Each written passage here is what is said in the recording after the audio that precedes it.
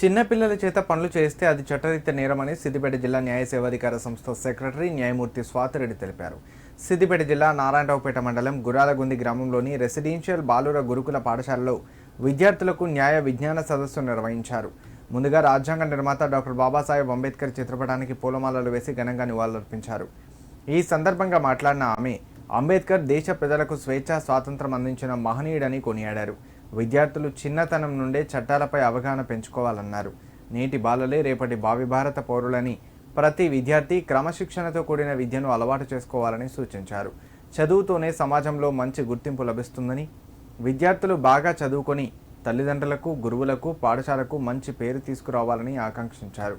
ఈ కార్యక్రమంలో SI Balakrishna, junior assistant రాజు, court సిబ్బంది, పాఠశాల ఉపాధ్యాయులు పాల్గొన్నారు.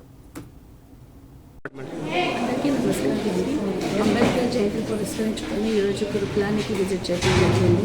పిల్లలందరికీ కూడా అంబేద్కర్ గారి గొప్పదనం, అలాగే రాజ్యాంగం యొక్క విలువల గురించి చెప్పడం జరిగింది.